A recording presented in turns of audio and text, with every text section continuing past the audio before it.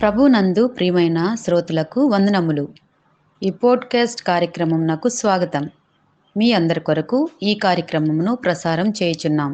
విని దైవాశీస్సులు పొందుకోగలరు. ప్రభు అయిన యేసుక్రీస్తు నామంలో మీ అందరికి కూడా శుభములు వందనములు తెలియపరుస్తున్నాం.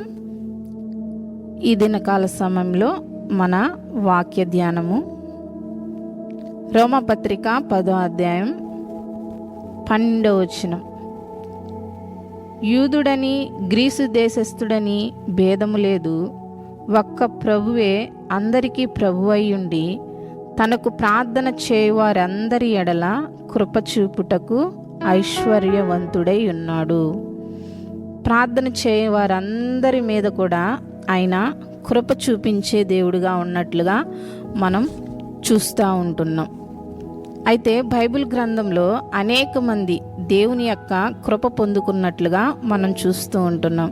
అయితే దేవుని యొక్క కృప మనము పొందుకోవాలంటే మొదట దేవుని యొక్క కనికరము మనము పొందుకోవాలి.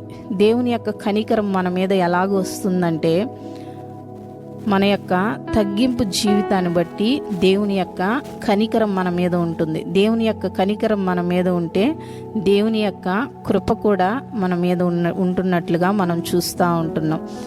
అయితే కృప అంటే ఏమిటంటే అర్హత లేని వారికి అర్హతనివ్వడమే దేవుని యొక్క కృప. బైబిల్ గ్రంథంలో మొదటిగా దేవుని యొక్క కృప పొందుకుంది నోవహు. ఆదికాండము 6వ అధ్యాయం 8వ వచనం ప్రకారము యెహోవా దృష్టి యందు నోవహు కృప పొందిన వాడాయను. అయితే నోవహుకు ఇక్కడ కృప పొందుకున్నట్లుగా మనం చూస్తూ ఉంటున్నాం. రెండవదిగా చూస్తే ఆదికాండము 24వ అధ్యాయం 27వ వచనం ప్రకారము అబ్రహామునకు దేవుడు కృపను తన సత్యమును చూపుట మానలేదు అని మనం వింటూ ఉంటున్నాం.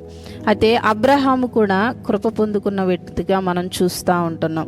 కృప పొందుకున్నాడు కాబట్టే విశ్వాసులకి తండ్రిగా మార్చబడ్డాడు. మూడవదిగా మనం చూస్తే 2వ సమూయేలు గ్రంథము 7వ అధ్యాయం 15వ వచనం ప్రకారము దావీదు కూడా దేవుని యొక్క కృప పొందుకున్నట్లుగా చూస్తూ ఉంటున్నాం. నిన్ను స్థాపించుటకై నేను కొట్టివేసిన నా కృప దూరము కాకుండానట్లు సొలొమోనుకు నా కృప దూరము చేయను అని ఇక్కడ మనం చూస్తూ ఉంటున్నాం. సొలొమోను కూడా దేవుని యొక్క కృప పొందుకున్నట్లుగా మనం చూస్తూ ఉంటున్నాం.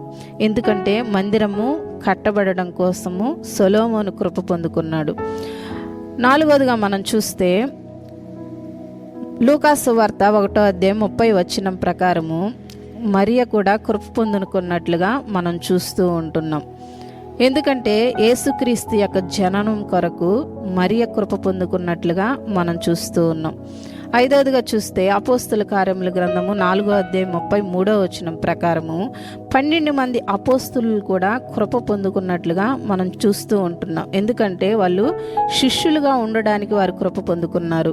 ఆరోదిగా చూస్తే రోమాపత్రిక 15వ అధ్యాయం 15వ వచనం ప్రకారము పౌలు కూడా కృప పొందుకున్నట్లుగా మనం చూస్తున్నాం. ఎందుకు అన్యులకు రక్షణ సువార్త ప్రకటించడానికి పౌలు గారిని వాడుకున్నట్లుగా మనం చూస్తూ ఉన్నాం. ఇట్లాగా ఏడవదిగా ప్రార్థన చేయవారందరి మీద కూడా ఆయన కృప ఉంటుంది అని దేవుని వాక్యము మనకు సెలవిస్తూ ఉంటుంది. బైబిల్ గ్రంథంలో చూస్తే అనేక మంది బిడ్డలు దేవుని యొక్క కృప పొందుకున్న వారుగా మనము చూస్తూ ఉంటున్నాం.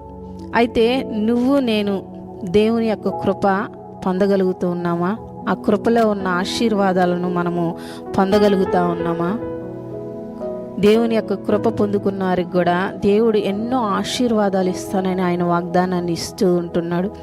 ఆశీర్వాదాలన్నీ కూడా పొందుకోవాలంటే మనము ఒక నోవాహు వలె, ఒక అబ్రహాము వలె, సొలొమోను వలె, మరియా వలె, అదేవిధంగా 12 మంది అపోస్తుల వలె, పౌలు వలె మనము కూడా దేవుని యొక్క కృప పొందుకొని మన ద్వారా దేవుడు ఏదైతే చేయించుకోబోతున్నాడో ఆ కృపకు మనము అర్హత పొందుకొని మన ద్వారా దేవుని యొక్క పని ఏదైతే ఉందో మనము దాని కొరకు కనిపెట్టి దేవుని యొక్క కృప పొందుకొని దేవుని యొక్క పనిలో కూడా మనందరం కూడా ఉండులాగున మనము కానీ ఎప్పుడైతే ప్రార్థన చేయగలుగుతామో ప్రార్థన చేయవారు అందరి ఎడల కూడా నేను కృప చూపిస్తాను అని దేవుని వాక్యము సెలవిస్తూ ఉంది. ఇది మొదలుకొని మనము ప్రార్థన చేద్దాం. మన పట్ల దేవుని యొక్క చిత్తం ఏముందో దేవుని అడిగినప్పుడు, దేవుని యొక్క కృప మన మీద ఉన్నప్పుడు, మన ద్వారా ఏ పని అయితే దేవుడు జరిగించుకోబోతా ఉన్నాడో ఆ పని ప్రభు పని మనం చేయలాగున దేవుని యొక్క కృప మనము పొందుకునేలాగున మనము ప్రార్థన చేయవారుగా మనందరము కూడా. ఈ కార్యక్రమమును గూర్చి మీ సలహాలు మరియు మీ ప్రార్థనా అవసరతల కొరకు మమ్మను సంప్రదించవలసిన మా ఫోన్ నంబర్ 9448508539 మరియు ఈమెయిల్ ఐడి info@fibaonline.org. మా ఫోన్ నంబర్ మరొకసారి 9480585039. Email ID info@fibaonline.org.